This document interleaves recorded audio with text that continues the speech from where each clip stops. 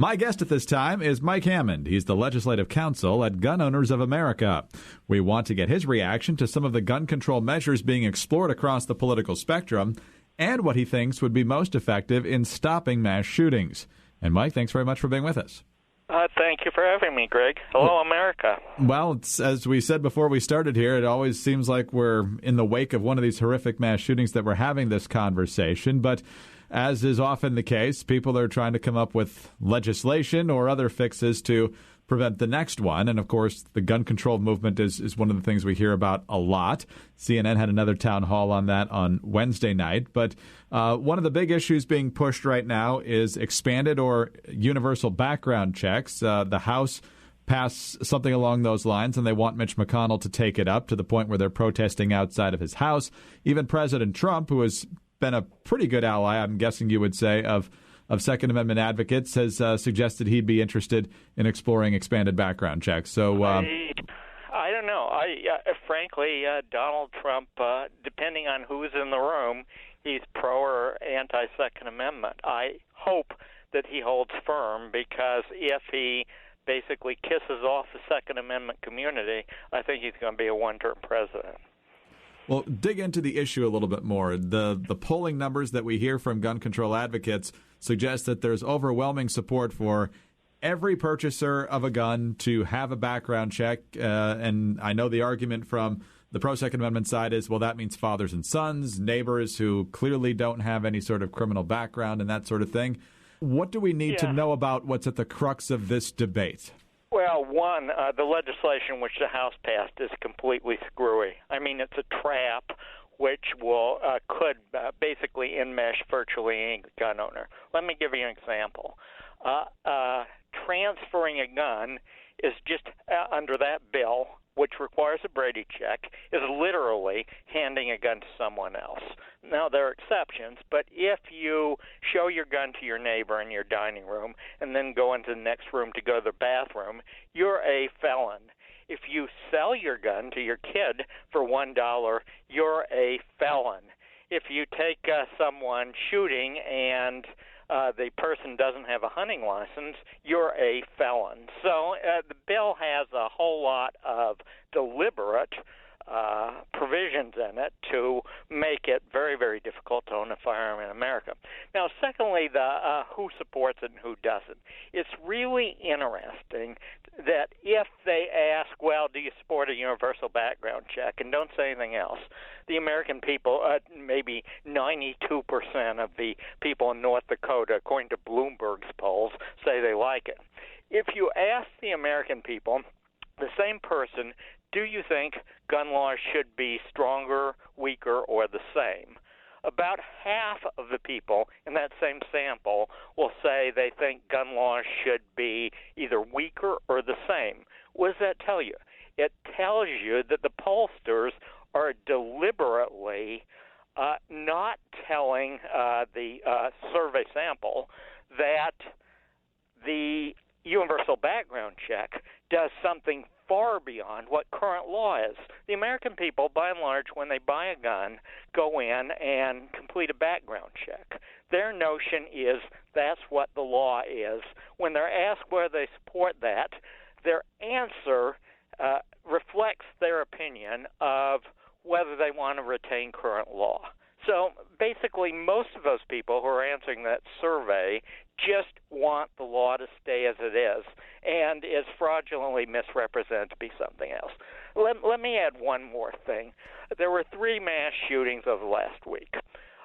All 3 of them, the guy who did the shooting, and it was a guy in every case, and I could name their names, but I won't. The guy who did the shooting passed a background check. So how in heaven's name is imposing a broader background check going to make any difference under those circumstances? Well, that's a very good question for the other side to answer, and hopefully we'll have the chance to do that. Let me say furthermore, with respect to the other things they're trying to pass by exploiting these horrific tragedies, virtually all 3 places were de facto, if not de jure, were de facto gun-free zones. And the fact that there were no guns there because of in all cases, state law and circumstances, actually made them more dangerous and less dangerous. So gun-free zones were tried in all three cases and failed.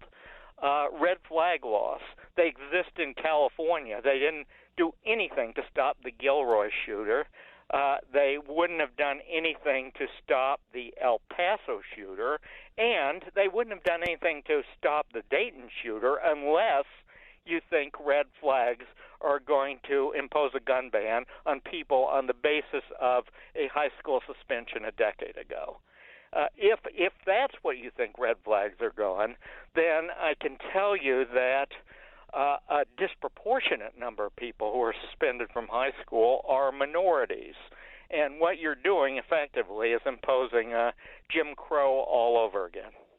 One of the things we keep hearing about, the president mentioned it on Monday, others have said it, is mental health, and that kind of ties into the push by some for these red flag laws. They would say, if you look at the shooter in Parkland, for example, there was a long history of concerns about him. The one in Sutherland Springs actually should have failed the background check, but didn't because of the way the Air Force processed that. And then there was the way that the shooter at the Charleston church that was mishandled by the FBI. And that could be another argument for why background checks aren't the panacea here. But it also suggests that if people have a problem and they see a problem coming, that they want a way to make sure those people can't do what they did. So what do you say in response to that? Well, let me go over theirs one by one. The Parkland shooter, which I could name, but I won't. Basically, the police came to his house 40 times. All 40 times they could have taken his gun away by simply charging him with a felony. Standing out in the back of the yard, shooting his neighbor's chickens. He's, intimidating, strangling his relatives. All those are felonies. And despite the fact he raised a lot of, quote, red flags, close quote, the police failed to use the mechanisms at their disposal under current law to take his guns away. Why do you think they would go through a second, third, and fourth step to do something they could have done but didn't do? Now, with respect to the Sutherland Springs shooter and the Charleston shooter, supposedly those problems with NICS were fixed by legislation Congress passed last year, the Fix NICS thing. If, in fact, we're spending hundreds of millions of dollars in order to get people like those two shooters into the system, and it's not working, then having a background check isn't going to work either. A background check doesn't work if the person isn't in the system, and supposedly that's what we're spending hundreds of millions of extra dollars now in order to ensure. Mike, whenever we get together, we talk about what you believe would be a solution. I think you alluded to probably the most significant one, and that is that supposed gun-free zones make it so that only the killer ends up having the gun in the zone. And if people were armed, these situations would not escalate and have the death toll and the injury count that we have seen. So are there any efforts around the country, either at the county, the state level, to do away with gun-free zones, and so we can see what the impact of that would be? Yeah, there are a lot of efforts, and I think we're going to make a major push if the anti-gunners try to exploit this issue in the United States Senate. I think there are people who will be prepared to raise that issue. I just pray that there had been in a Walmart full of people a single individual who would have been able to shoot back before that scumbag ended up killing 22 individuals. The reason he was in Texas. He drove 650 miles, which is about as far as you can drive in Texas without being in New Mexico. He drove 650 miles because he thought, this is a place that will be the soft target. This is a place where I can get my 15 minutes of fame and no one will fire back. But you want to know how we could stop these copycat killings overnight? I'll bet you any amount of money that the Dayton shooter spent all Saturday just staring at news coverage of the El Paso shooter. And I'll bet you the El Paso shooter spent the several days before his horrific act staring at news coverage of a Gilroy shooter.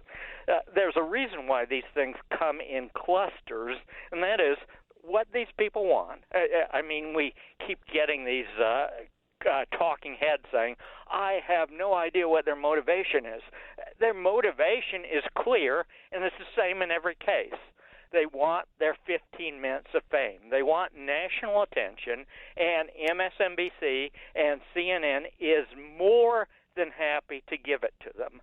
And if I have my way, someone in the Senate is going to offer an amendment saying that CNN and MSNBC cannot parade the names and the images of these people across the screen for the purpose of giving them exactly what they want, national attention, and causing copycat shootings to ensue. Mike, you've got your finger on the pulse of Congress better than just about anyone, particularly on this issue. We talked about what the House has already done. That's in Democratic hands, so they can probably pass whatever they would want for the most part on this issue. On the Senate side, of course, the Republicans have the majority, and for most legislation, they need 60 votes to advance it. What do you think is actually going to happen there? That's the fight that I'm right in the middle of right now. I think there is probably no taste in the United States Senate for the background check legislation, which the House passes, stuff which basically makes you a felon for handing your gun to your kid. There's probably no taste in the Senate for that, and probably most senators are sort of frozen in on that issue because they voted on it in 2013. Lindsey Graham, the chairman of the Judiciary Committee, is basically pushing these gun confiscation order red flag things. I think there's a lot of resistance to a program which allows a relative who's angry at you, an angry aunt, an angry ex, whatever, to call a judge in the middle of the night and just allege you're dangerous, and by doing nothing more than that, strip you of constitutional rights. The first thing you would learn is that when the SWAT team arrived at your home in the middle of the night, and there have been instances, a 62-year-old black gentleman in Ferndale, Maryland, who was shot to death by police serving one of these red flag orders because an angry aunt didn't like his politics. So, I mean, that's the sort of thing you saw in the Third Reich, and we're going to fight very hard to make sure it doesn't come to the United States. Mike, we'll be watching. I know the debate is intensifying once again, and we'll be sure to check back in with you. Thanks very much for your time today. Thank you, Greg. You bet. Mike Hammond is Legislative Counsel at Gun Owners of America. I'm Greg Columbus reporting for Radio America.